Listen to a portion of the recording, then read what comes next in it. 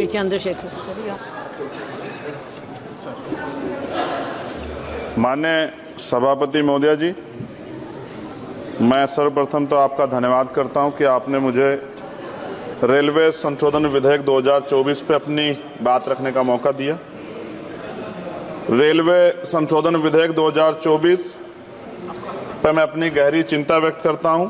यह विधेयक भले ही रेलवे के शासन ढांचे को सुव्यवस्थित करने का लक्ष्य रखता हो, लेकिन ये हमारे रेलवे सिस्टम की मूलभूत ताकत को कमजोर कर सकता है।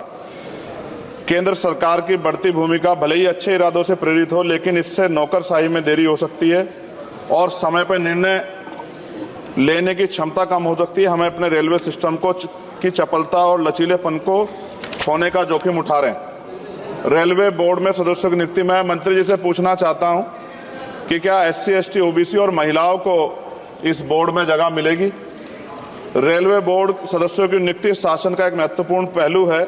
यह आवश्यक है कि नियुक्ति योग्यता और विशेषज्ञता के आधार पर हो, न कि राजनीतिक विचारधाराओं के आधार पर। इस मोर्चे पर कोई भी समझौता निर्णय लेने की गुणवत्ता और भारतीय रेलवे के समग्र प्रदर्शन में गिरावट का कारण बन सकता है। जनता की जरूरतें सर्वोपरि है, इसलिए हमारे लिए आम आदमी की जरूरतें सर्वोपरि हैं। रेलवे सुलभ, किफायती और विश्वसनीय होना चाहिए।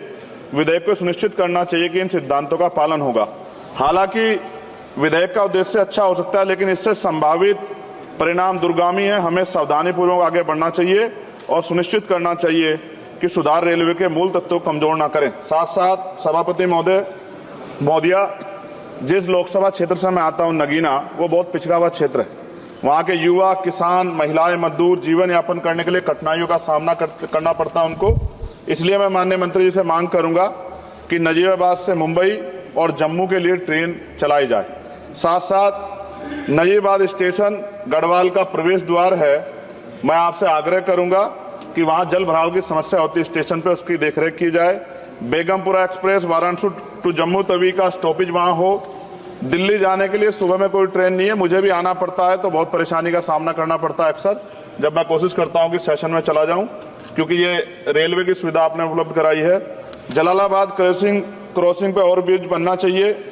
धामपुर में 2 जगह पे समस्या है सर, कई घंटे खड़ा होना पड़ता है, ओवर ब्रिज की आवश्यकता है वहां। नगीना में ओवर ब्रिज की जो कोतवाली वाला क्षेत्र है उसमें, सेहोरा में ओवर ब्रिज की दिक्कत है, किरतपुर में है। और बैकलॉग सर बहुत इंपॉर्टेंट विषय है। रेलवे का बैकलॉग जल्दी भरना चाहिए। जनरल कोच बढ़ाए जाने चाहिए, क्योंकि बहुत बड़ी आबादी रेलवे में सफर करती है। बहुत लोगों की जान दुर्घटना में जा रही है। हमने कई एक्सीडेंट जो है देखे हैं, और एक कर्मचारी की जान के जिस तरह दबके, ये भी एक बहुत बड़ी समस्या थी। जनता में गुस्सा पैदा हुआ, इसकी रोकथाम की जाए। गरीब यात्रा करने के लिए जाता है, अंतिम यात्रा ना हो जाए, इस बात का हमें ध्यान रखना पड़ेगा। साथ साथ इसका मुझे एक मुख्य कारण ये दिखाई देता है कि लोको पायलट को रात और दिन में ड्यूटी करनी पड़ती है।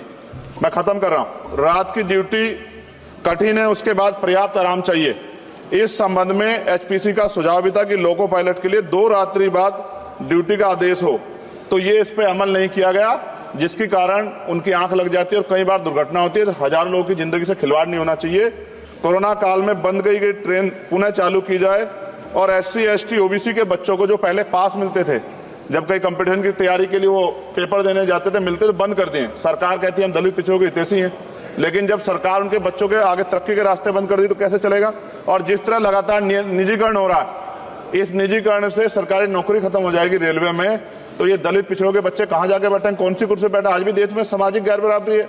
तो मैं इसलिए मंत्री से मांग करता हूं कि आपने नजीबाबाद में वंदे भारत का स्टॉपेज दिया, इसके लिए मैं आपका धन्यवाद करता हूं। लेकिन ये भी, इसके अलावा हमने कई मांग उठाई थी, लेकिन उन पर कोई कार्रवाई नहीं हुई। तो मंत्री जी, पार्टी से अलग हटके आप सोचें कि उस क्षेत्र का भी तरक्की होनी चाहिए, ये भी आपके अधिकार क्षेत्र का मामला है।